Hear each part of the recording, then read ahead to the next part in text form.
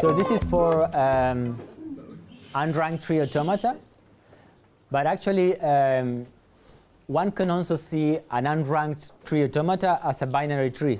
I mean, there are many possible encodings. And perhaps one of the simplest one is the first child next sibling encoding, in which you transform an unranked tree or a k-ranked tree into a binary tree by replacing the edges in this way. We have one edge which is the first child, and the other one which is the next sibling. Next sibling, it means like the sibling which is immediately to the right of the current node, if there is one. And so in this case, for example, we can replace this by these two edges. So so we get rank 2 trees, and if we insist to have binary trees, as in every node having either 2 or 0 children, then we can add some special letter and make it strictly binary in this way. So this is some way to see unranked trees as ranked trees. So the question is, why can't we just use ranked tree automata on these encodings?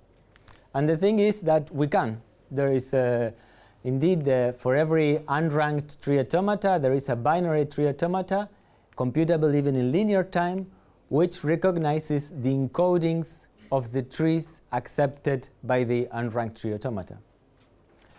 And vice versa, for every binary non-deterministic tree automaton, there is an unranked automaton which recognizes the pre-image of those recognized by the binary tree automata. So this means that, and this is also in linear time, and this means that now, instead of working with unranked tree automaton and asking ourselves, is it closed under intersection, is it closed under complement, we can directly translate that into the unranked, into the binary tree automata, and perform the operations there, because we have these two ways. One technical question. Now you have edge labels as well, right? You do not only have labels on the holder. No, it's not. I mean, it's not really edges. It's just that we need to make. We need to know that they are ordered. Yeah, you need to know which is the left one and the right one, which is the model we have seen before. Eh? Okay, it's not. But yeah, we just have to remember. First child is the left one, and the other one is the right one. So they are. This means, as a corollary from these translations, is that they are closed under intersection, union, and complement, just as non-deterministic tree automata, and that all decision problems have the same complexities for non-deterministic tree automata. But the problem is that this result, this encoding, does not preserve determinism, which means that we cannot get the same complexities when we start with deterministic tree automata. There is a different encoding, but I think I'm not. No, I haven't got it. So there is a different encoding which is slightly more complex. I mean, at an intuitive level, which does the trick, which has. Which does produce a binary tree from any unranked tree, and which for which we have this, in which additionally, if we start with a deterministic unranked automaton, we end up with a deterministic binary automata, and vice versa. So we can actually also translate the complexities for deterministic ranked tree automata to the unranked case. Okay, but I'm not giving the. It's based on the kind of seeing the tree as a term and curryifying the term, if you know what that means. If not, don't worry. I don't really understand how a tree can be deterministic if it's unranked. Oh no, it's bottom-up deterministic. For unranked, I mean this, the determinism that we had seen just before the break. This stepwise determinism. This is what this was stepwise determinism for unranked. Yeah.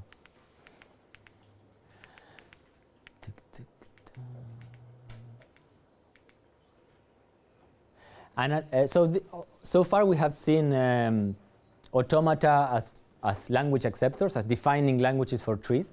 We can also use them as querying devices, in which, so one way of doing this is to add to the automaton, to a normal non-deterministic tree automaton, a subset of the states of pairs, a set of pairs, states, comma, a letter, and using this from a tree, instead of accepted or not accepted, just extract which are the nodes that you're interested in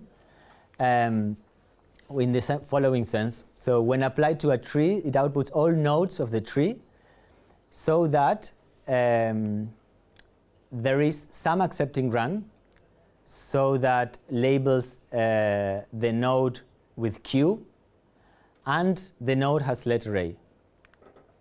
Okay, so this is some way of expressing unary queries using automata, like extracting nodes, select nodes from trees. So this is then. There was something I wanted to do about another model, but I won't say too much. So another way of generalizing word automata to trees is just to take a tree as a word that branches somehow, right? A word with direction. So one could just walk the tree, going to the parent, then to the children, then to the parent again, etc., by using something closer to word automata. So this is why what tree walking automata are. They are basically word automata that, instead of moving only right, which is the only operation that word automata does, now in the transitions you have the possibility. You can move to the parent, or to the first child, or the second child, etc. So these are tree walking automata. So we have still an alphabet set of states, an initial state, a set of final states, just for word automata. And then we have this kind of transitions which read as follows. If we are in some state and we are at the root, or we are not at the root, depending what we have, and if we are at a leaf or we are not at a leaf, depending which one we have, and we're standing on a node with some letter, then move to the left child or the right child or the parent, and continue with states Q. Here there should be a cross product here. Okay, this is the intuition. Let's see an example. For example, this is a tree automaton, so we start with the initial state here. There is only one transition starting with the initial state. It's indeed we are at the root, and indeed we're not at a leaf, and indeed we are just at a node with label A, so we can fire this transition, and we continue to the right child and with state O. We do the same. We're not at a root and not at a leaf, and we're at letter B. We go to the right child. The same. Now we're here at this state E. E stands for even again. We are here. We're not a root, not a leaf, with an A and state leaf. We can go here, and here we're at a leaf, and the only thing we can apply at a leaf is this, which is consistent with not being a root, and we're in an odd state, so we can go up and we arrive to a final state, so we accept. So basically what this automaton is defining is that there is some branch that reads left, right, left, right, left, right, left, right by reading A, B, A, B, A, B, A, B until we arrive at a leaf with the letter B. This is the language accepted by this tree walking automata.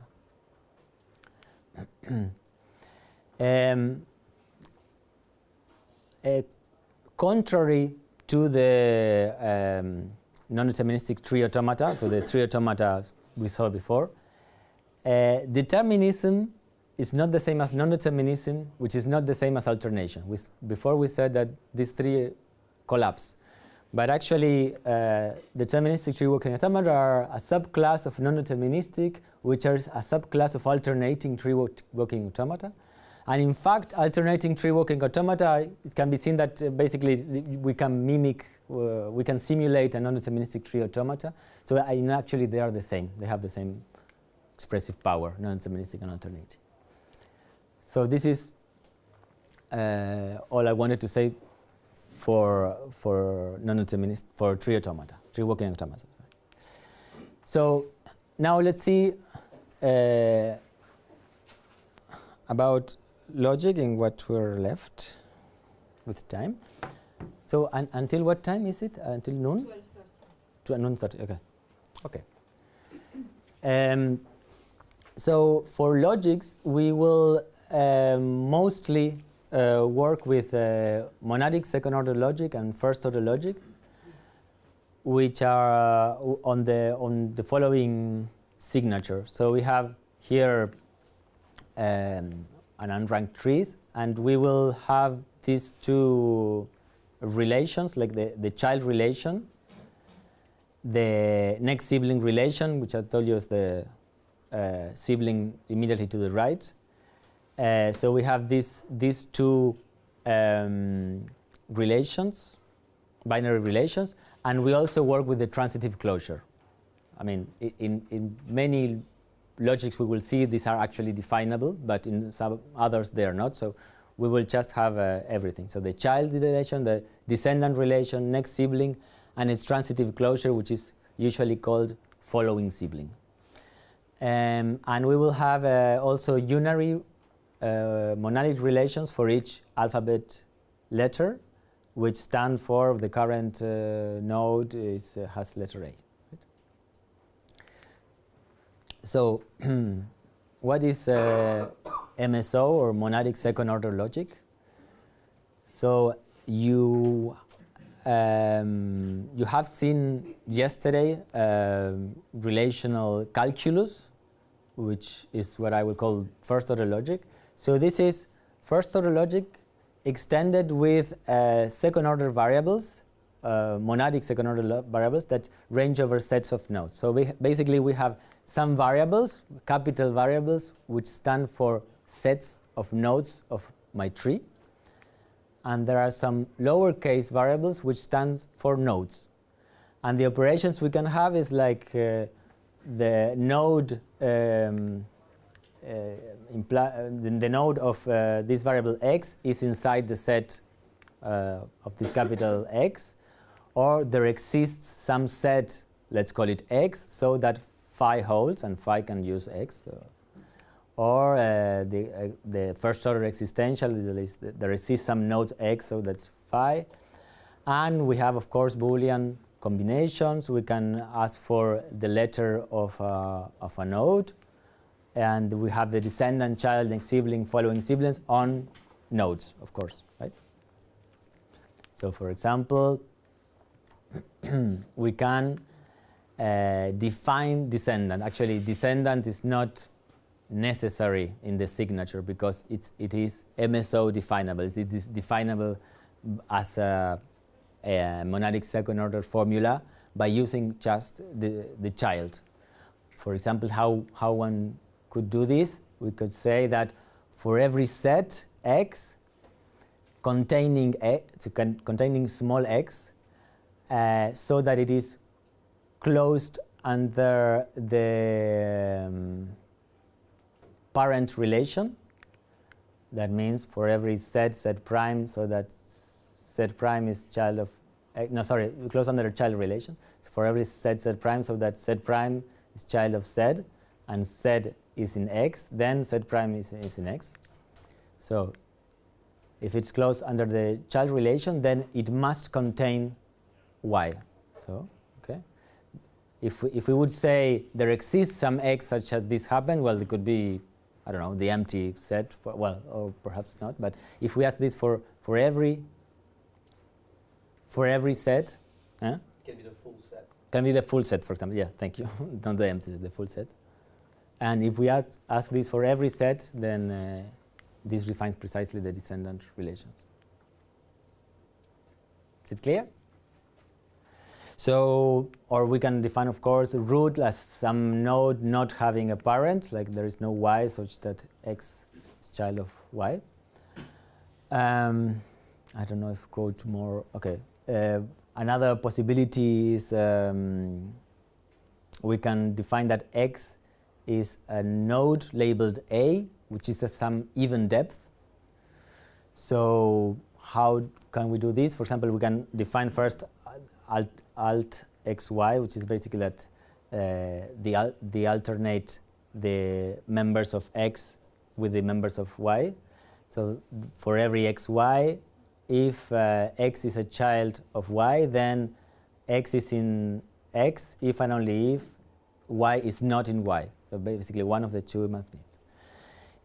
And we can do this to test for evenness in some sense, right? When we have this in the following way. So we can test, as I said, X is an A node at even F. So X has label A, and for every pair of sets, so that one of them, the X, contains the small x, and they alternate. So whenever we start with a member of X, then the child must be a member of Y, and the grandchild a member of X, and so on and so forth. So it's Y in Y in alt. Y. In alt. Line above in alt. Yes. At the end. Yeah. You meant Y in Y. Yeah, you're right. Sorry. This not is. And shouldn't also there be something like the opposite direction? Because there you know that the children of Y are X's, but you also need to know that the children of X's are Y's. The children of Y's are X's. Yeah, but this is an if and only if, yes. I'm not sure I understand the alt, but I agree that shouldn't it be Y in Y instead of not Y in Y? Yes, this is what they will say. Yes, indeed, this is a mistake. This says that the children of Y must be X's, but this doesn't say that the children of X's must be Y. Or do I mean something? It means that whenever you have a parent and a child, then if one is in one state, then the other one is in the other. I mean, in one set, the other one is in the other set. Okay? So it's essentially two coloring of the tree, right? Yeah. Okay. Basically, yeah. Okay? There's something that perhaps not very important. Perhaps there are other mistakes that I'm not seeing, but this is one of them at least. Yes. So well, the idea is that they alternate between X and Y, the children along a branch, and so we can test whether Y is in X and it is a root, and that means that there is a way of accessing the root to a node which is A labeled, and since they have the same color or the same set X, they are at even depth. X and Y have to be disjoint? Yes. Well, but I'm quantifying for all, so I think this it's enough. No. Okay, you'll see how it's not so easy to encode properties here. And the idea is that an MSO sentence, so an MSO sentence, it means a formula with all variables quantified. This is what I mean. Denotes also a language of trees. I mean, it's the languages of all trees, so that verify this property phi, this sentence phi. Okay. So we can see also MSO formulas over this signature, or MSO sentences over this signature as language acceptors for trees. Or alternatively, we can also see them as querying devices if we have some free variables. For example, it could be if it has one free variable which happens to be a first order variable, a node variable, then it is like a querying device, just like the query automaton we have seen a couple of slides before. Okay. And in fact, they have the same expressive power. So the classes of trees defined by MSO are the same as those defined by tree automata. So regular tree languages. And this holds for both for ranked or unranked trees. And further, if we consider MSO formulas with one free variable, then this is the same as query automata, as we have seen in the previous slides. So how does it go, this equality? So there is one direction which is simpler, slightly simpler. So we can, the idea is the following. So we want to encode a regular tree language, a non-deterministic tree automaton, an accepting run of a non-deterministic tree automaton in an MSO formula. And basically, if the non-deterministic tree automaton has this set of states, Q1 to Qn, then we use the second order variables to guess, in some sense, existentially guessing, an assignment of nodes to states, and then with this formula, with this first order formula, we test that this assignment indeed is compatible and the root is assigned a final states, etc. Okay. So this is what we do. We will use x1, xn as variables which denote. Whenever our node is in x1, it will denote that in this assignment that we have guessed, it has state q1. So so we can see that as the state as colors, like coloring some of the nodes. So we must make sure that every node gets assigned exactly one state, so that basically x1 through xn partition the set of all nodes.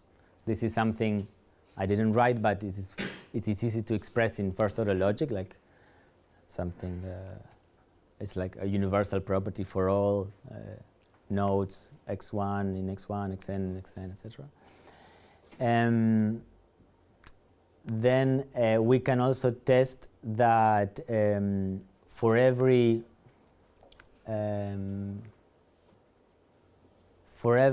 node for every xi and every node in xi, so that x is a leaf, then there must be some transition from a transition sets which has some letter a in such a way that x has this letter a. Okay, so this accounts for the leaves.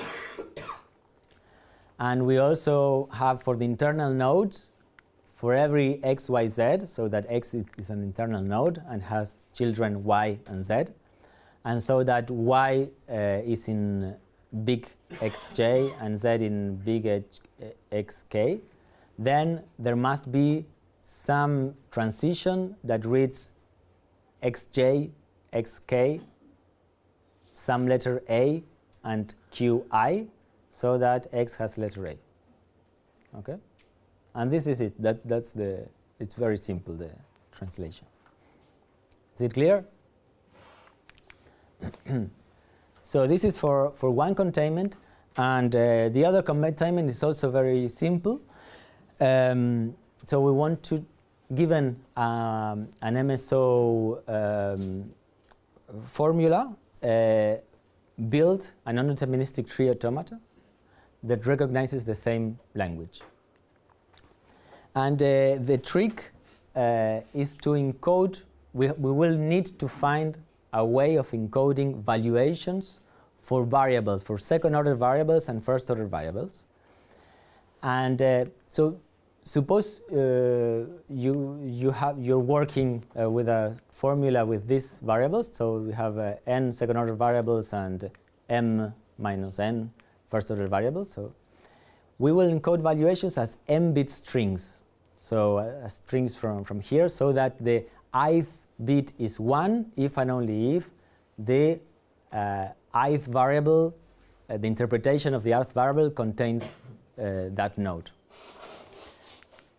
Let us see an example. For example, here we have the valuation for these 4 variables. The first 3 of them are second-order variables, and the 4th one is first-order variable. In this way, so by this color scheme, I mean, for example, for x1, it has a valuation which is this node, that node, that node, and that node. For x2 is this all which is painted green, this one, this one, this one, and that one. x3 are these 3. And x4, since it's a first-order variable, it has to be exactly 1 node which is interpreted, which indeed is correct. So this will be interpreted like this, like this tree. So you see that the tree still conserves the labels, but it's extended with an alphabet saying which valuation holds. For example, for the red one, it will have that the first bit is in 1 here, here, here, and there, which is the way to encode this. Okay. So these are additional labels, or? Yes. So this is over an extended alphabet, right? Okay. So we have the original alphabet A, and now it's A cross. So we don't have the same tree anymore. It's not the same tree. Yeah, no. This is an intermediate step that we will use. Oh, okay. And this is of course, it will not be the end result. I mean, it's just preliminary. And now, so suppose we have an MSO formula, an MSO sentence, because actually the input of the program is a sentence. It's everything specified. But suppose that it uses inside the sentence these variables, all these variables. And suppose also that there is no recycling of variables, not that every variable has yeah, okay, don't worry.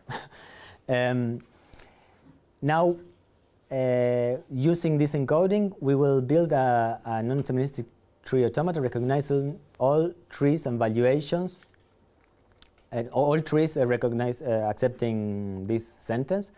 But we will we will do it by induction, by induction on the formula, structural induction. So we will first take all the atoms of this formula and construct a non-deterministic tree automata, making true, for example, this atom child, or the A letter atom of the next sibling, or xi in xj, etc. for all the atoms of the formula.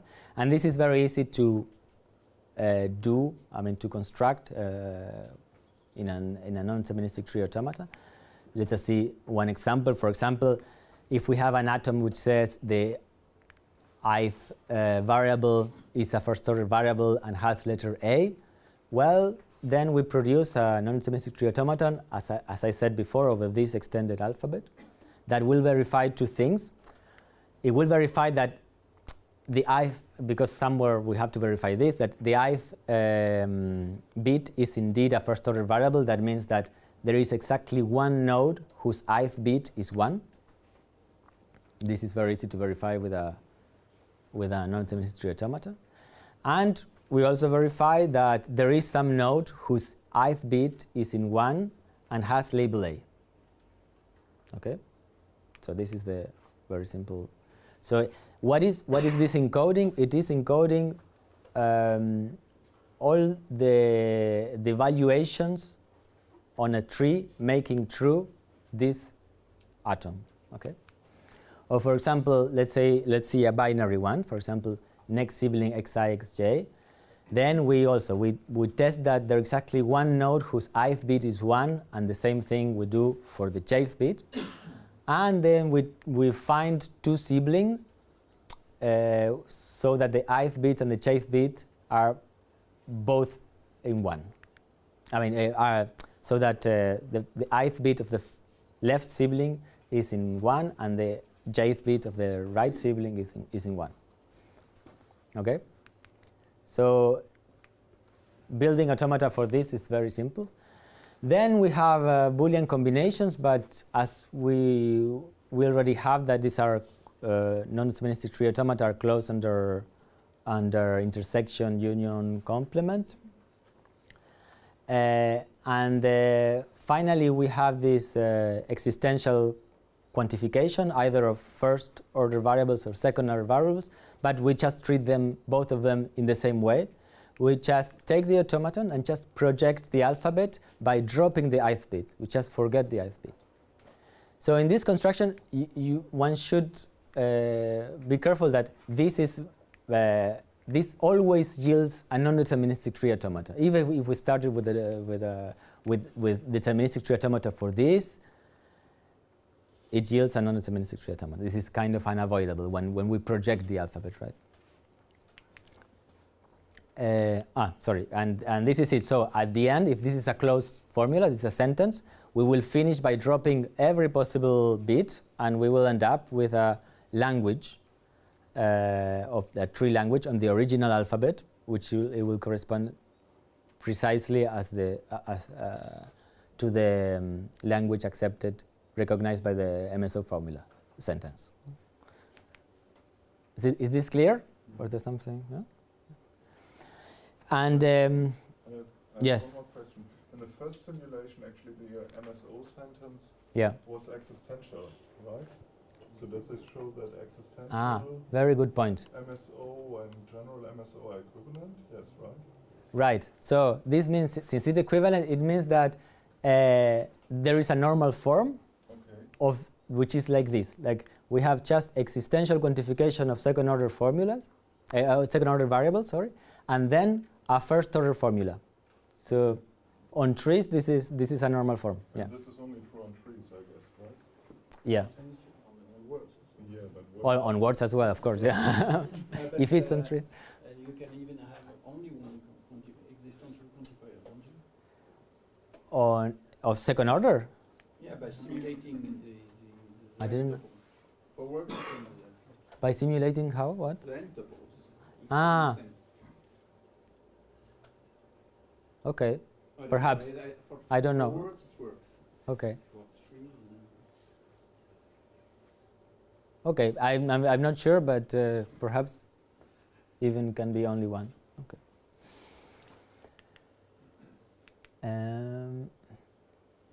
And there is. I mean, yesterday I was looking at the slides from Pierre. So there is also another equivalent formalism. I don't know if to call it logic or, I mean, it's somehow in between logic and automata, which is monadic datalog, which is, if you remember, I don't know if you do remember from yesterday. I wasn't here, so I mean, at some point, I guess these slides was flashed. So datalog are basically a set of rules of this form, which says if these variables have this with these relations hold, then deduce this relation on these variables. So I won't give the details because I hope that you have more or less an idea what that is. If we restrict this in the following sense, that we have the extensional relations that we can use. The extensional relations, remember, are the relations which are already present in the database. So if we have the leaf relation, the root relation, last child, first child, next sibling, and letters and alphabet letters of the finite alphabet, and we work on trees. And in addition, we have that all intentional relations are monadic, so all relations that appear here have only one variable. Then we can see these as querying devices for trees, and in fact they have also the same expressive power. This is kind of unsurprising because if you inspect these rules, well, they look like transitions for tree automata, so they're basically the same. As soon as we have monadic, they're not exactly the same, but and this translation can be made linear, I think. Okay, no, like this. So, what can we say about MSO? More practical question. Can we use MSO as a query language? So, the good thing is that it captures all regular tree languages, and that there is a computable way to produce a non-deterministic tree automata from an MSO sentence. And this means that evaluation is in linear time in data complexity, because with the question of Stefan, we had already said that evaluation in data complexity for tree automata is in linear time. So I guess you have seen yesterday data complexity, but otherwise a reminder. So data complexity, by data complexity I mean just that the formula or the automaton, if we have an automaton, is fixed. So we only consider as input the database, right? In this case it is a tree and perhaps a node if it's a monadic query, right? So in the tree it is linear. But the problem is that computing this non-deterministic tree automata from the sentence is very hard, and is actually non-elementary. Non-elementary means that it is not in nx time or nx space for no n. Okay, so it cannot be bounded by something like this. Okay, so it means very, very, very bad. And this is unavoidable. It's not that we're not smart enough. It's just, there is no way around it. It's just that, you can see this as a positive thing, like MSO is extremely expressive and it is very succinct. We can very succinctly express properties. Or you can see it as a bad thing. Okay, MSO, it's worth nothing because it's non-elementary. But the fact that we can anyway compute, that is linear time data complexity, and we can compute the non-deterministic tree automata from the formula, it means that it has some additional properties that, for example, MSO on arbitrary structures does not have, which is fixed parameter tractability. So it means a problem in general is fixed parameter tractable if there is some function, some computable function, and some exponent p, so that there is an algorithm solving the problem in this time. A problem is parameterized. Instead of having just one input, we have one input and one parameter. So basically this n is the input and this is the parameter. So I will not delve into much details, but in general, in database theory, we consider the parameter to be the formula because it's orders of magnitude smaller than the database. So it's somehow better behaved, or in some way. And the input is the database. So if we consider phi as the parameter input, the tree, then evaluation for MSO is fixed parameter tractable. Why? Because we can produce a non-deterministic tree automata, which takes a lot of time, but we only require f to be computable, and then we can evaluate it actually in linear time. we sometimes call fixed parameter linear to the ones we can evaluate in this time with p equals 1. So, okay. So what about FO? What about FO? FO is just MSO without these two possibilities of existential quantification of second order variables and the possibility. So we just drop the second order variables. And this is what you have seen yesterday as relational calculus. It's the same thing. But of course here we are restricting to this fixed signature that I mentioned before, the child, descendant, next sibling, following sibling. In general, for relational databases, as you have seen yesterday, it depends. I mean, the signature is basically part of the input for the database, so you can have different signature. Here for trees, we'll fix a signature. So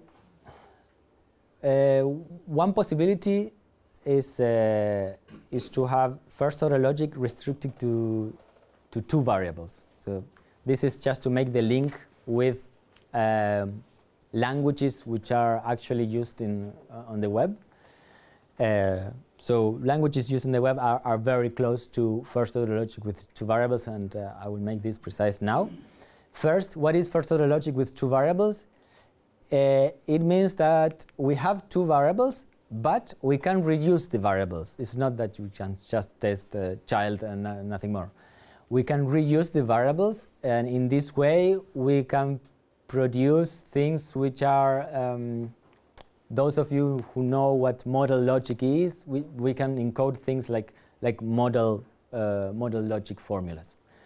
So let's see an example to make this more precise. For example, we can test a property that says there exists a node labeled B having an ancestor labeled A, which have only C children.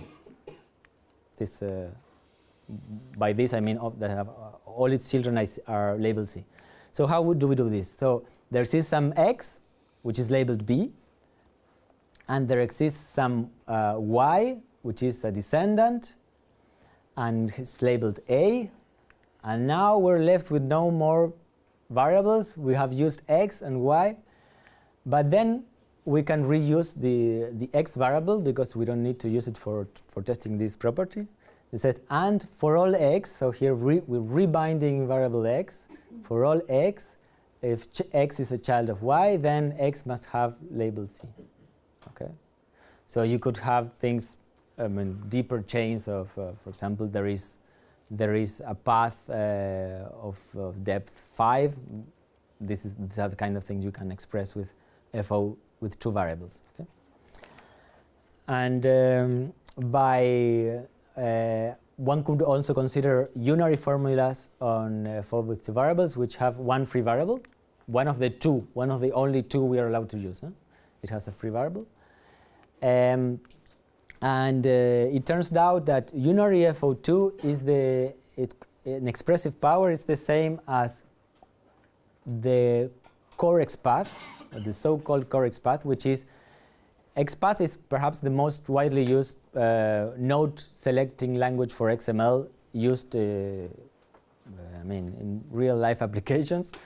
And core XPath is the navigational fragment of XPath. Let's say the one in which we forget about the data.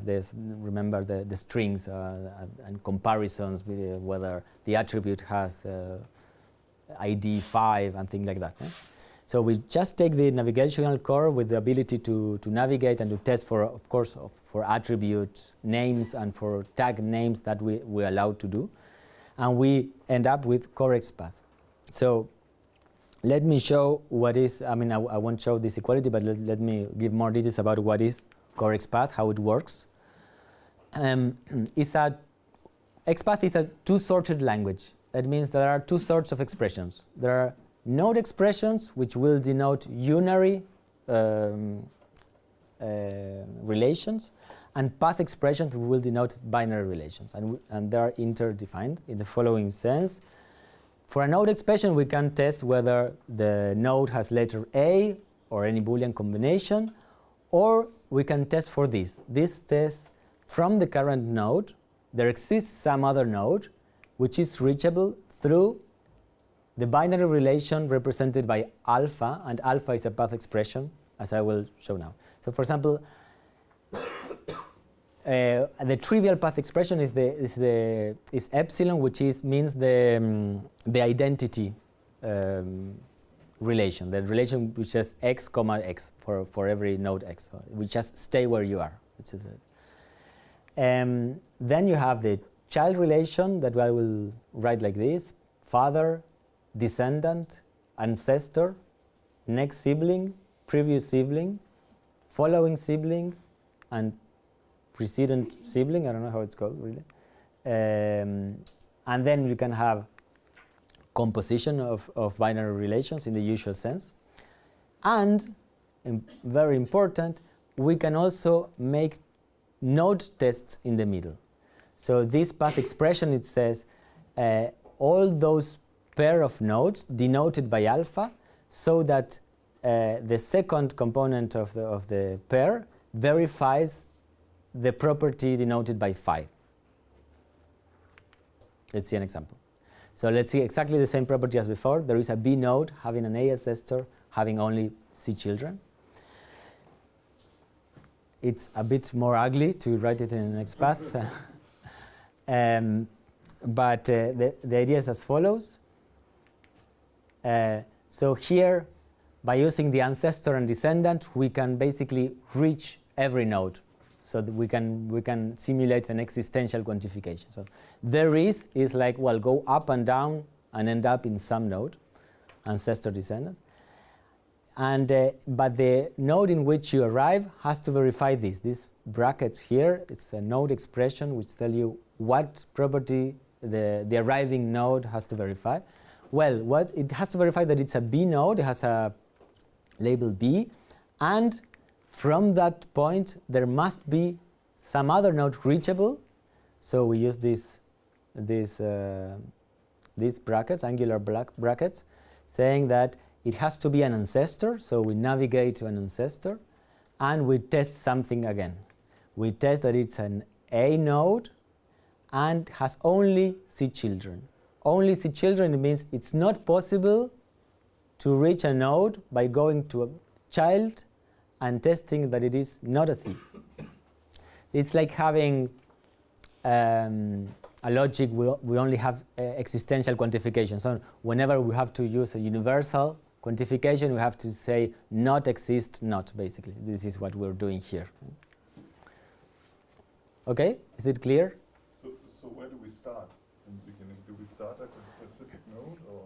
That's so. This is a good point, because XPath actually there are no sentences. There are only unary and binary relations. So basically, this encodes the property in the sense that either all nodes make true this property or no nodes make true this property. Yeah. In general, but not necessarily always, when we talk about, for example, the satisfiability problem, we implicitly think of the formula being evaluated at the root. Okay. But this is not. I mean, it's not always that choice that we would. And we have that unary FO2 is the same, exactly the same as core XPath. So what do you think about binary FO2? Could it be also? I mean, unary FO2 is equivalent to node expressions of core XPath. This is what I mean by this.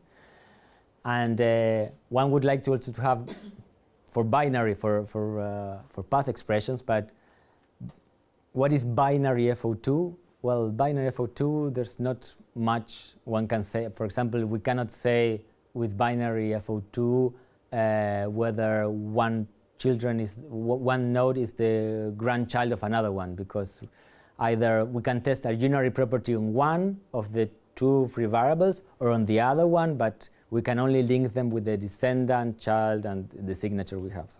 So it doesn't make much sense. There is also a characterization for binary XPath, but it's not in terms of unary of FO2. So this is FO2, but what about first order logic, the whole first order logic? Does this have a counterpart in XPath kind of dialect? It does, actually, and it's very, very simple. One can extend core XPath with these expressions, and we obtain first order logic. So these expressions say we can apply the clean star to this kind of expressions. So what does it mean?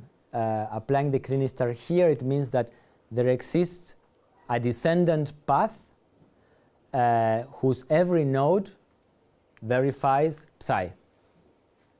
So if we add this for child, for next sibling, for parent and left sibling, we add this.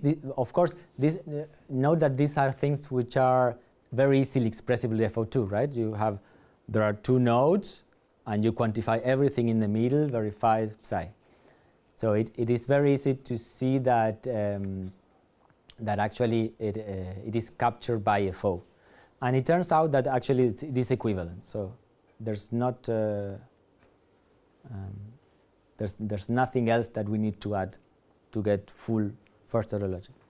Okay. Questions? Remarks? And is this also implemented in some kind of practical query language, or? You mean? I mean, XPath is something very practical, right? Right. This is used all the time, and this.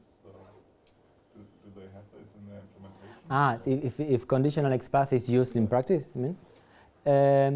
Wim, you're the expert. I think XPath 2.0 can do something like that. Okay. But Only conditional or full regular XPath? No. I think they added something there too. Okay. Okay. It's like with 80%. Okay. And we can go then beyond first order logic. So we have second order logic and first order logic, and then there is a lot of other logics which are extensions of first order logic with some ability, sometimes counting ability, or in this case I will show with transitivity. And nice thing that happens here that there are a couple of fragments that have also counterparts in terms of XPath, of dialects of XPath, which I find very nice. So there are several ways of defining transitivity for first order logic. The first one is perhaps the simplest one, is you take just any first order formula with two free variables, with exactly two free variables. So this denotes a relation, and then you can take the transitive closure of this relation. So by this, so you have formulas of this form at your disposal, where this is a first order formula with exactly two free variables. These are the free variables that on which we're going to be the transitive closure, and this is the free variables of this formula. So, for example, one can have like there exists a leaf at even length, at even depth. Sorry. By using child twice, and then only quantifying the variable in the middle, and then applying the transitive closure to that kind of thing. And this corresponds precisely to, again, another extension of XPath, which is also an extension of conditional XPath we have seen, which is called regular XPath with test for equality of path expressions, which is as follows. So it's XPath as you have just seen, but now remember before we were adding clean star on certain kind of paths. Now you can add clean star on any path expression. You can nest the clean star. You can do whatever you want. So basically this allows you to test for regular properties on paths in particular, and more. And we also add this new expression. So what does it say? It says that there is alpha equal beta, or prox beta, means that there is a node that we can reach both via alpha and via beta, the same node. For example, if we take beta to be epsilon, this tells that there is a loop. For example, that we can, this alpha, which remember can have clean star, it can be rather complex, can traverse the tree and come back to the same node, the node where we are evaluating. In fact, it turns out that these are enough. It's the same to consider just with epsilon, just loops, because they have the same expressive power. And this is, oops. So this is exactly the same in terms of expressive power. This is both now in this result and the previous one I forgot to mention as well. This is both for unary and binary queries, so for node expressions and for path expressions as well. Then there is another way of adding transitivity, which is slightly more general. Remember that I said that we were adding transitive closure on first order formulas which had exactly two free variables. One could also have transitive closure on first order formulas which have many free variables, but we choose which are the two variables on which we're going to perform the transitive closure.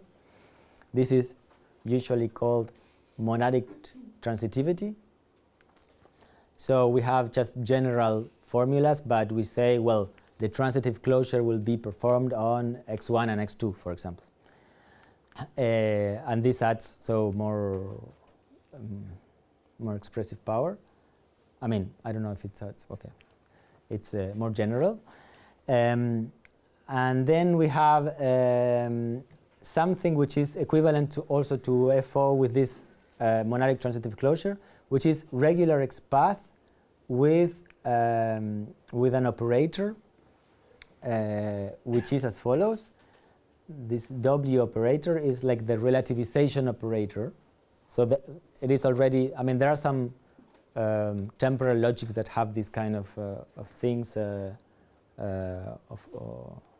flavor, operators with this flavor, which says basically W phi is true at a node if and only if phi is true at the subtree hanging from this node. Okay. Okay. Yeah. So we have this. So in particular, this means that adding this W operator subsumes having equality for data. Equality for paths or loops, because, well, monadic transitive closure is more general than just transitive closure. And in general, we have a whole rainbow of expressive power.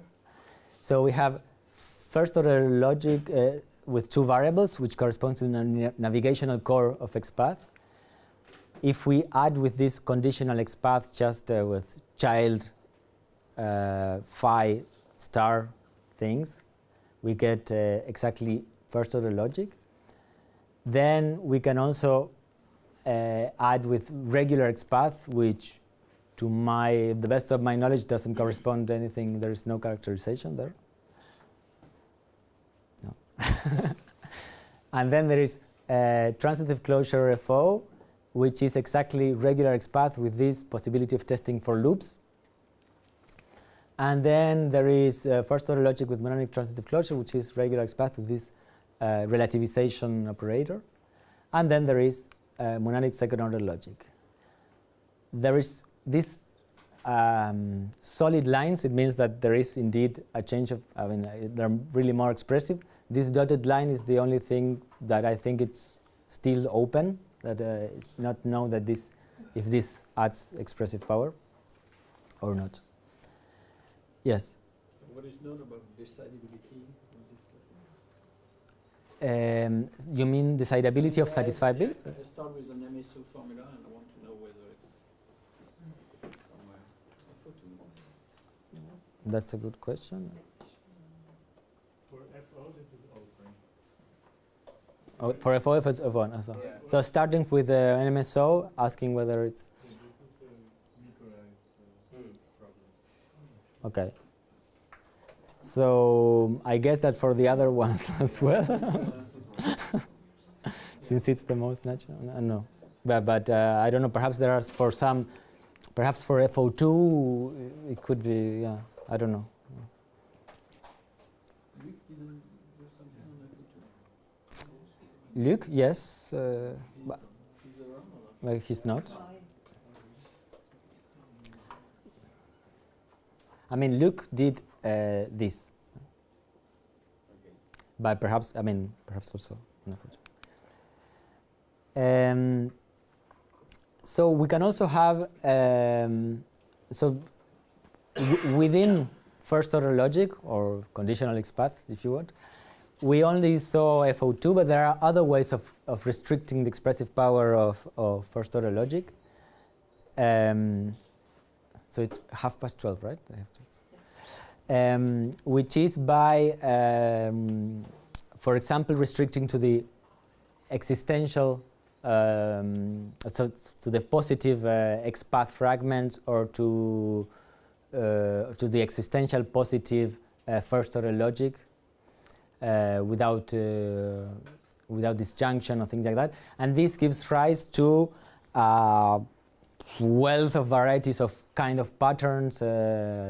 There are many possibilities, and which one could see, which is in somehow mimicking what we do in relational databases with conjunctive queries. So it's like basically testing for the existence of a pattern, and testing for the existence of a mapping of a homomorphism to the database, right? But I won't go into details. But I think tomorrow perhaps Wim will talk about it with bouncing souls. With respect to decision problems, I didn't look at all the possible problems as for evaluation and satisfiability. The following is known. So for evaluation, for MSO and first order logic is p-space complete, as in the general case, as in for relational structures. There is a difference that for MSO, for example, basically one needs to, it can be done in deterministic time exponential in the tree and in the query, because basically we have to quantify for second order variables. And for first order logic is basically this complexity, is the database to the, for us, the same as for relational database, right? The database exponent the number of variables of the formula. Or as we had seen before, it can be done in linear time if we allow for a very, very expensive pre-processing by converting it to a non-deterministic tree automata. That's what I mean. This says tower here.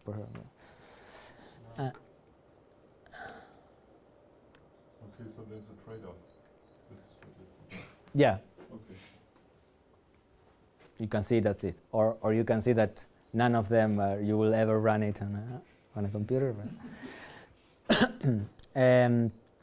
Then for first order logic, XPath, regular XPath, it's all everything in p time and complete actually for p time. And for the satisfiability, it is there is a difference. So it is x space complete for FO2, x time complete for XPath, and 2x time complete for regular XPath. And also, not only it can be done in p time XPath, but also can be done in linear time in the tree and quadratic on the formula, which is very good to have. And so note that also there is a thing of succinctness in some way, or different expressive mechanisms. So here, for example, these two have the same expressive power, but they have different satisfiability complexities. Or these two, for example, this is actually more expressive than FO, but it has a polynomial time evaluation, while FO has p-space. This is the general trade-off that we see in query languages for databases. We try to see things which are expressive equivalent to things which are well-behaved, like first-order logic, but they have an efficient evaluation algorithm.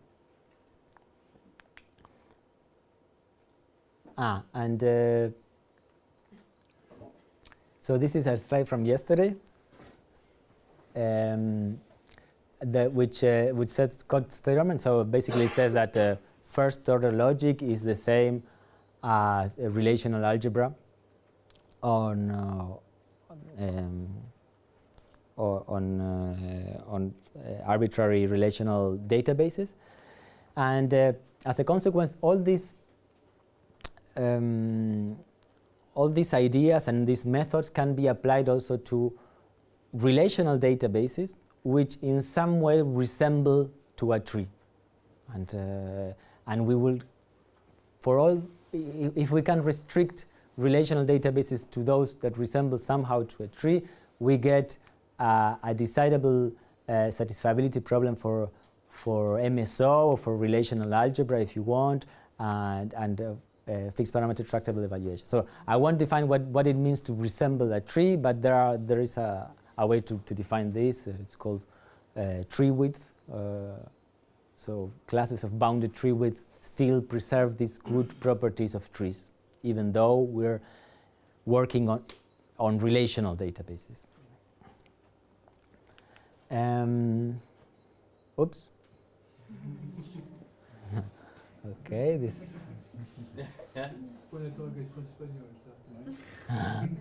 Yeah, exactly.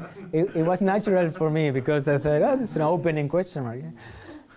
Yeah. So remember, we said at the beginning, what is an XML? This whole thing but the thing that gives semantics to the XML is actually the green stuff. Otherwise, we're missing a lot of things by not talking about this. And all the methods, all the nice results we have seen, it was only on the structure and the labels from a finite alphabet. So there has been some effort for a number of years to add data to some of these formalisms. So what do I mean by adding data? Because already a tree database is already a data, but by data values I mean trees which have attached to some nodes elements from some unbounded domain, from something which is not a finite set of labels, but from some, for example, strings or numbers which we cannot bound in principle. And there has been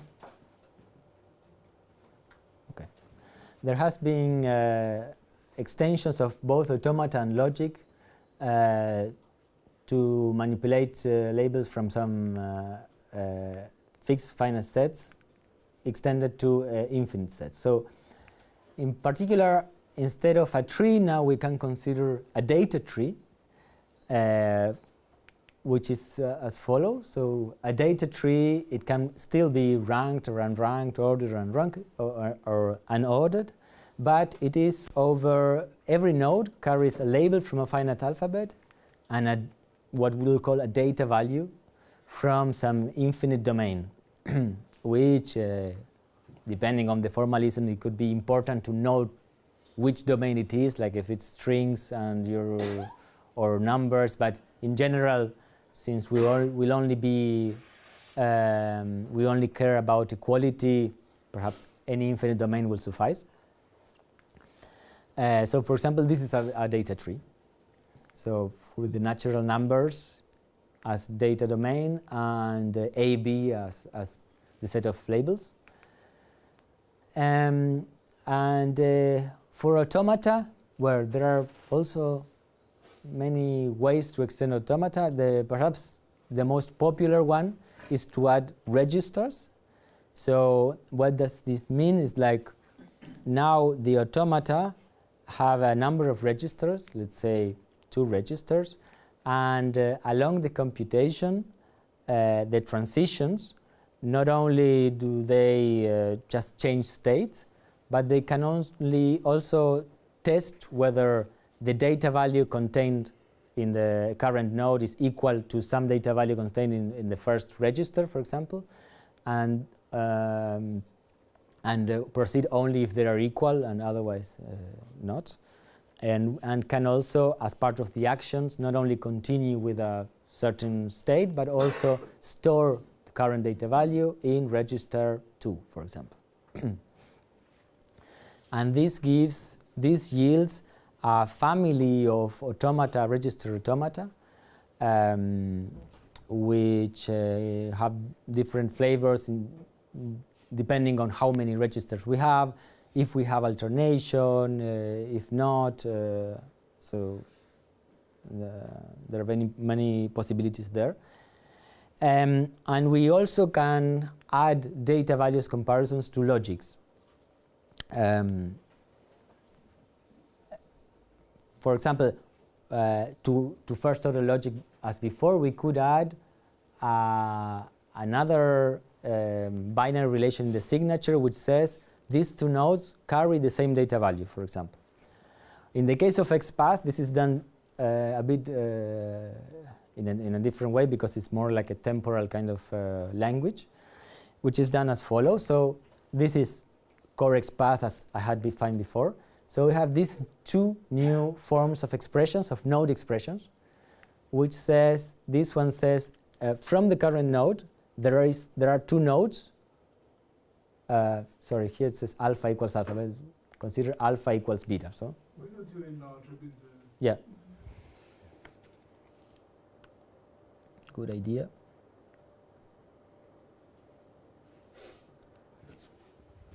So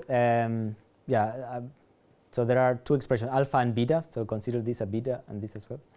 So from the current node, there is one node accessible through alpha. That is the pair is in the relation denoted by alpha. And from the same node, there is another node accessible by beta, so that they both carry the same data value. This is and this one says there exist 2 nodes accessible by alpha and by beta respectively, which carry different data values. Now notice that it's not that one is the negation of the other one, right? They are both existentially quantified. There exists one node, there exists one node, so that they are equal or they're not equal.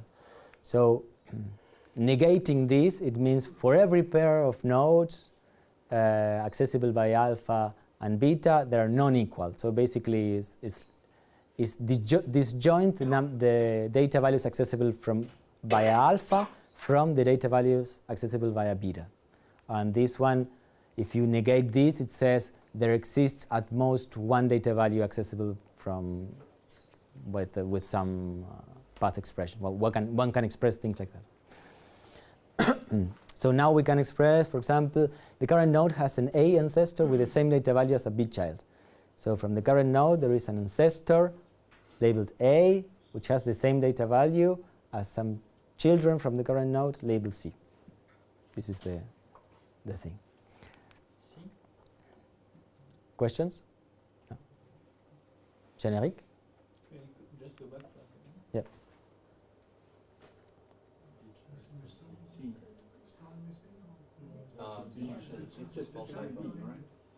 Ah, yes, sorry. Yeah, this should be a B. Thank you. So this is all very nice, but it has some drawbacks. So the problem is that there is no really model which is robust. So each formalism is expressive, incomparable with any other. I mean, not every, but most of them, they're incomparable. And so there is no natural candidate for a regular, what would be a regular data tree languages. Not even for data words, there is such a candidate. And the static analysis tasks, for example, decidability is very quickly undecidable. For example, in the case we have seen here, for this logic, satisfiability is undecidable. Or sometimes it is decidable, but with very high complexity. So one has to really restrict the expressive power when we allow for tests for equality and inequality of data values. So it's there are no very good algorithms here. And so on this joyful note, I finish, but I would like just to make some advert. There is some PhD position open on databases with Christina and myself. So if you know someone or yourself interested, this is the... I'll pay you later, thank you.